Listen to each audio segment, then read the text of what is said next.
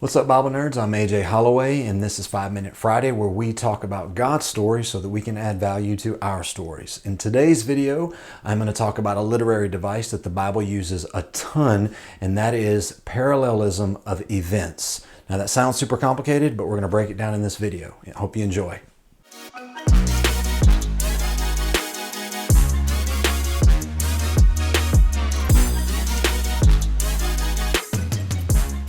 All right, I'm gonna set a 5-minute timer for myself, and I'm gonna try my best to stick to it. No, I really can do it. I can definitely stick to that 5-minute timer. No, I promise I can stick to it.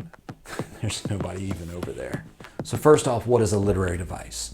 A literary device is something that an author uses. It's a technique that they will employ to create a special pointed effect in their writing that will set the stage, and then they'll use this literary device later in their narrative to connect two stories together so that you see the big story.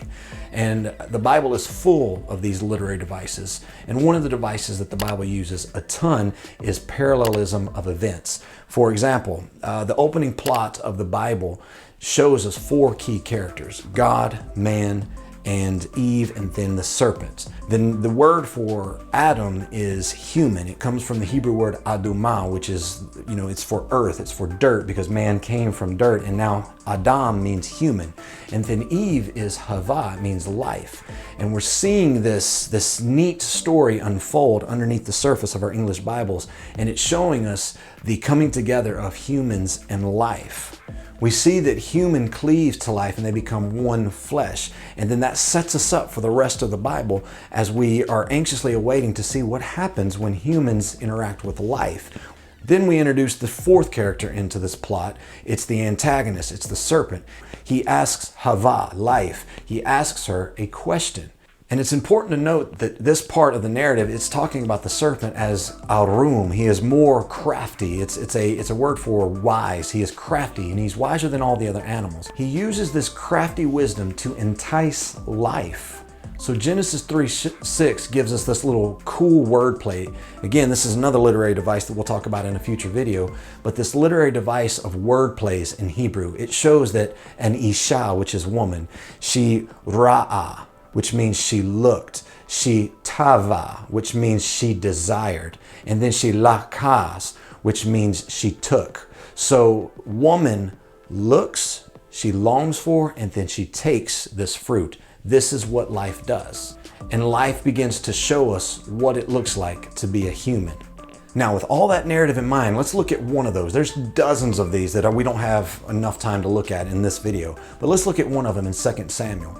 In 2 Samuel, we're introduced to a story of a young man named Amnon, and he longs for and he falls in love with his sister, Tamar.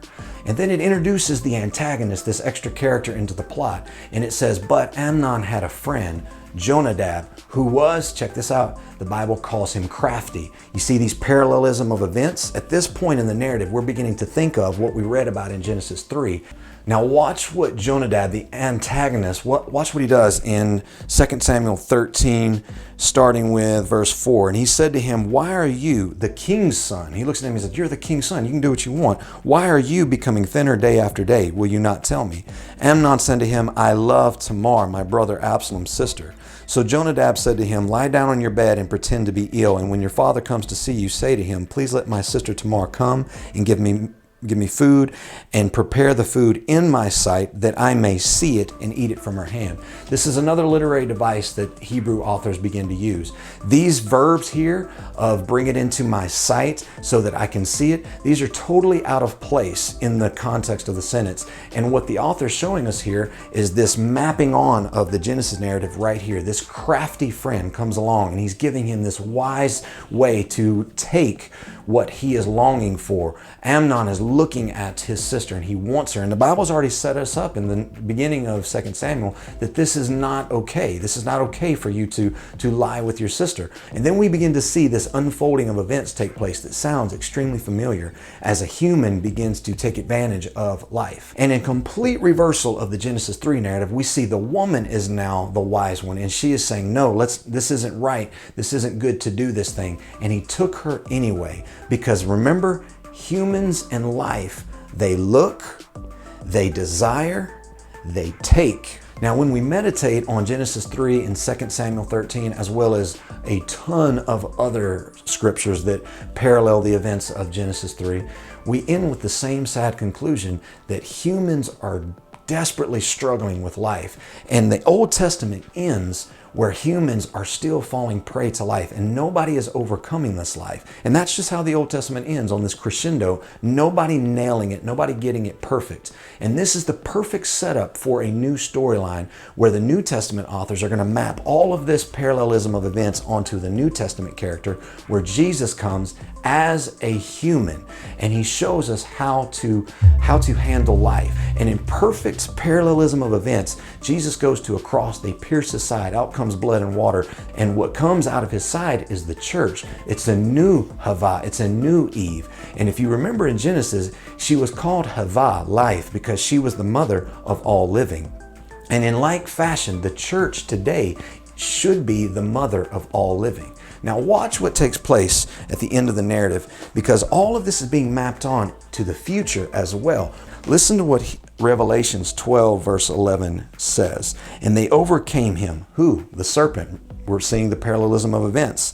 And they overcame him by the blood of the Lamb, by the word of their testimony. And check this out. And they did not love their lives to death. It's all being mapped on even into the future. You and I, we struggle with life because we're humans, but there was a human who came, God as a human, and he was perfect, and he died on the cross so that we could live, and he made us Havah, the living. And now we have life beyond this world, and what you and I can do, we have the power living within us through the Spirit to overcome this world, this life. And we can fulfill the scripture of Revelations 12 verse 11. We can overcome the serpent. The question is, are we going to? I hope you enjoyed this video. If it's added any kind of benefit to your study time, I pray that you would subscribe and like this video. It truly helps. If you don't want to, it's perfectly fine. I'm thankful for all the support, and I can't wait to see you in the next video.